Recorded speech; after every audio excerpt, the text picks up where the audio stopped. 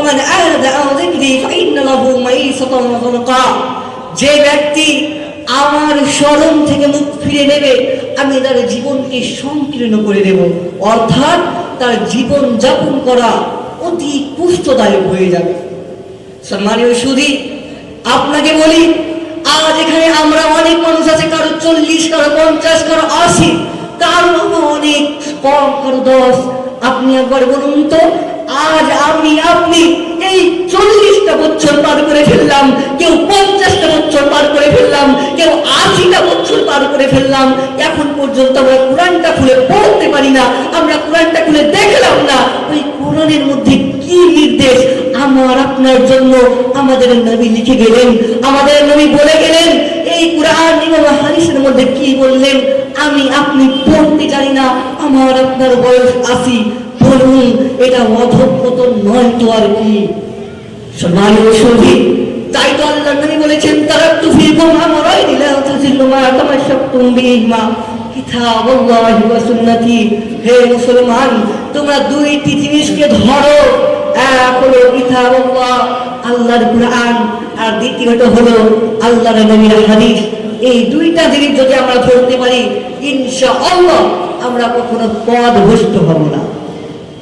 অধঃপতনের প্রথম কারণ হলো কোরআন থেকে মুখ ফিরে নেওয়া।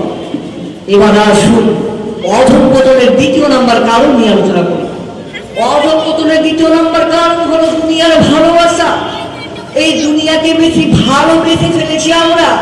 আল্লাহর নবীর হাদিস, আল্লাহর নবী সাল্লাল্লাহু আলাইহি সাল্লাম বলেছেন, আল্লাহর কসম, আল্লাহর কসম, আল্লাহর কসম, আমি তোমাদের মধ্যে দারিদ্রতাকে ভয় করি না, আমি তোমাদের মধ্যে দারিদ্রতাকে ভয় করি না, আমি ভয় করি এই দুনিয়া তোমাদের উপরে প্রসারিত হবে, আর এই দুনিয়াকে লিপ্ত করতে তোমরা মেতে যাবে এবং তোমরা ধ্বংস হবে। আজ দেখুন, আজ আমরা টাকা পয়সা, বাড়ি গাড়ি, ধন দৌলত নিয়ে এমন মাথা মেতে গিয়েছি, আজ আমরা আখিরাতকে ভুলে গিয়েছি, আজ আমরা দুনিয়াকে ভুলে গিয়েছি, আমরা শুধুমাত্র টাকা পয়সায় নিয়ে মেতে গিয়েছি। সম্মানীয় সুধী, অথচ আল্লাহ কুরআনুল কারীমের মধ্যে আমাদেরকে সাবধান করেছেন, বলছেন, ওয়ামাল হায়াতুদ দুনিয়া ইল্লা মাতাউল গুরুর। দুনিয়া তো কিছুই নয়, শুধুমাত্র ধোঁকার সামান। দুনিয়া কিছুই নয়, শুধুমাত্র ধোঁকা, ধোঁকা, ধোঁকা। আপনাকে বোঝাই এই দুনিয়াটা ধোঁকা কেন?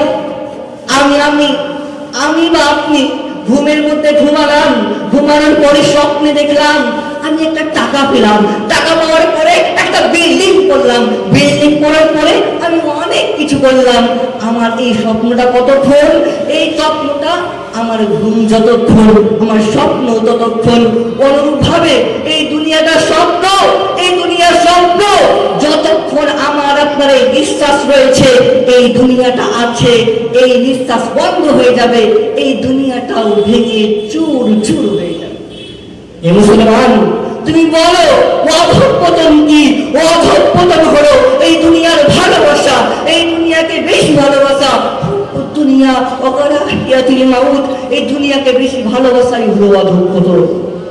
সম্মানীয় সুধী, অধঃপতনের তৃতীয় নম্বর কারণ হলো শিক্ষা। আজ আমরা শিক্ষা থেকে দূরে সরে গিয়েছি। অথচ আল্লাহ রাব্বুল আলামিনকে প্রথম আদেশ ছিল কোরআন পড়ো, কিন্তু আজ আমরা এই কোরআন এবং হাদিস এবং শিক্ষা থেকে দূরে সরে গিয়েছি। তাই আজ আমরা হালাল, হারাম, সুদ, ঘুষ, মদ, জুয়া আমরা চিনতে পারি না।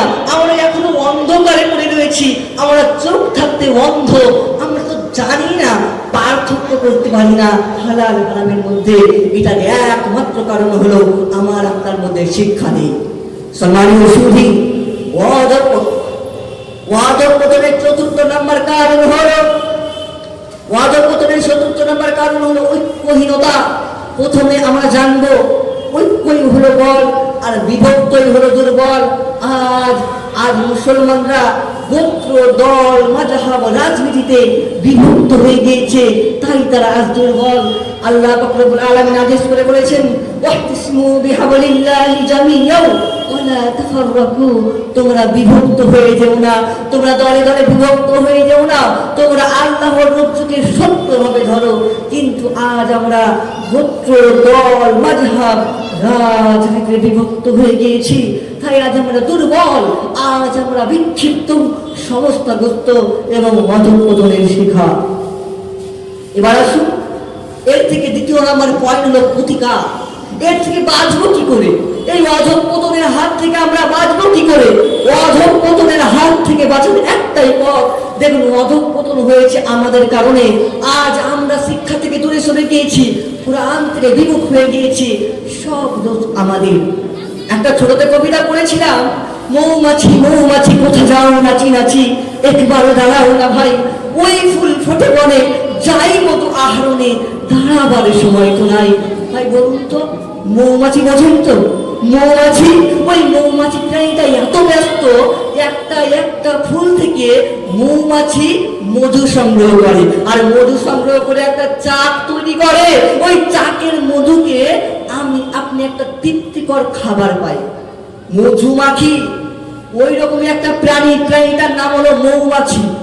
মৌমাছি হলো ওই রকমই একটা প্রাণী, প্রাণীটার নাম হলো মশা। সবাই জানেন মশার কাজ কি? মশার কাজ হলো নোংরা আবর্জনায় বসবে আর মানুষের মধ্যে একটা ডেঙ্গু নামক একটা জীবাণু দিয়ে যাবে, যার কারণে মানুষ মৃত্যু পর্যন্ত হয়ে যায়। হে মুসলমান, হে যুবক, হে মুসলমান, তুমি বলো, এবার তোমাকে আমি বোঝাই মৌমাছিকে আর মাছিকে।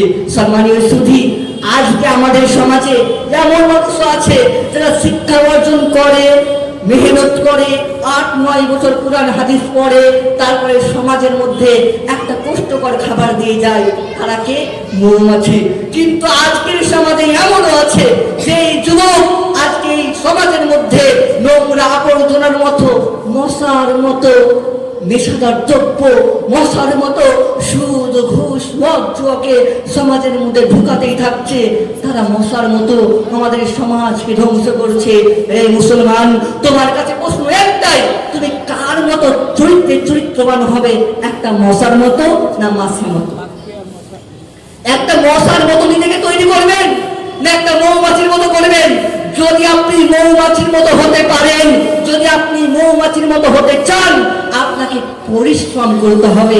মৌমাছি যেমন পরিশ্রম করে, আপনাকে পরিশ্রম করতে হবে, আপনাকে শিক্ষা অর্জন করতে হবে। সম্মানীয় সুধী, বলার আছে, আপনাকে শুধু একটাই কথা বলি, যদি আপনাকে মৌমাছির মতো চরিত্রবান করতে হয়, নিজেকে পরিবর্তন করতে হবে, নিজের মধ্যে পরিবর্তন আনতে হবে। আল্লাহর কাছে দোয়া করি, ওগো আল্লাহ, সময় সংক্ষিপ্ত, আল্লাহ এই মুসলমান জাতিকে শিক্ষা অর্জন করার তৌফিক দান করো। যে মুসলমান জাতি কতটা নিচে নেমে গিয়েছে আজ এই শিক্ষার অভাবে, আল্লাহ তুমি সকলকে বুঝ দান করো, সকলকে একটা মৌমাছির মতো জীবন দান করো। সকলে বলি আল্লাহুম্মা আমিন।